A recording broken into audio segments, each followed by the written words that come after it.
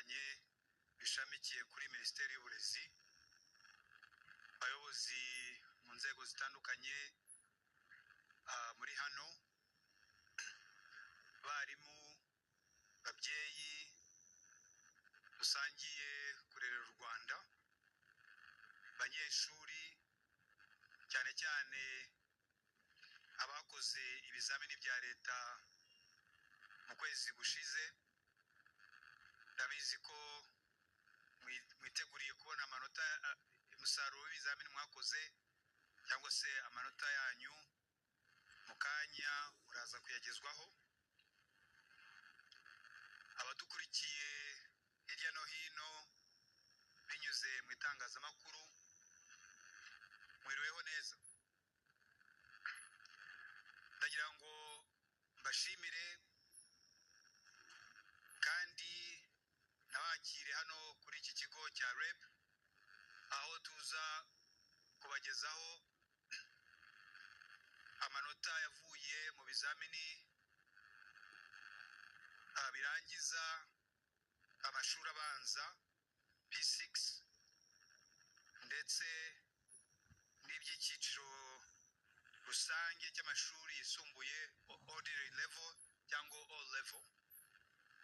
Mu kanya DG Nessa Dr. Bahati araza kutugezaho uko ibyo bizamini byagenze n'amanota yabivuyemo.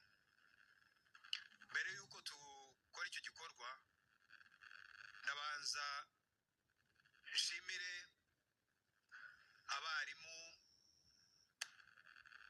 badufashije mu gutanga remedial program. Iyi program tukaba twarayishyizeho igatangira mu kwezi kwa mbere k'uyu mwaka. Mu mezi hafi 7 abanyeshuri biteguraga ibizamini bakaba baragiye baherekezwa, banafashwa mu kwitegura ibyo bizamini, kandi umusaruro uragaragara. Ndetse turaza kureba igihe bari baradutangariza amanota, baratwereka uko abana bagiye bakora mu bice bitandukanye. Ngira ngo namwe muraza kubona ko hari umusaruro wavuyemo. Ikindi navuga cyane cyane mbwira abanyeshuri bakoze ibi bizamini, icyo bigamije ni muri iyo mpamvu ndetse n'iyo remedial program twavuze, ahubwo tuzayitangira tuyitangire n'umwaka, kugira ngo abanyeshuri bose bashobore kubona ubwo bufasha bukenewe maze bazarusheho gukora neza. Ni ngombwa rero yuko dukomeza kuzamura ireme ry'uburezi. Tugomba gushyiramo imbaraga, ari abanyeshuri, ari abarimu, ari ababyeyi, ari minisiteri muri rusange. Twese akazi kacu ni ukuzamura ireme ry'uburezi. Ni ukuvuga ngo tugomba gukora ibishoboka byose kugira ngo abana bacu bashobore kwiga. Tugomba gutanga umusanzu wacu, ari uwo guhatira abana kujya ku ishuri, ari uwo kubafasha igihe bari ku ishuri, ari uwo kubaherekeza kugira ngo bashobore kwiga kandi bamenye. Icyo tutazakora ni ukubabeshya ko bamenye igihe batamenye, ariko nta effort n'imwe tuzasiga inyuma kugira ngo tubafashe bashobore kumenya.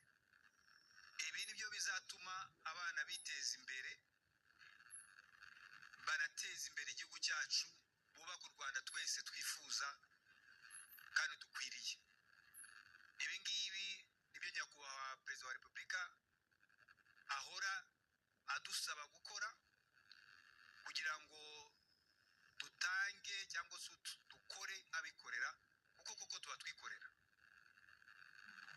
Ntabwo ninda byari kugira gusa ngo mbakire hano muri iki gikorwa, hanyuma nsabe Dr Bahati DG wa NESA kugira ngo atugezeho uko ibyo bizamini byagenze, hanyuma yaho tuganire cyangwa dusubize n'ibibazo mwaba mufite, tunagaruka kuri ku ngamba turi bushyireho kugira ngo dukomeze gufasha abana bacu, abana b'u Rwanda muri uru rugendo rwo kwiga, kumenya, kwiyubaka no kubaka igihugu cyabo. Murakoze.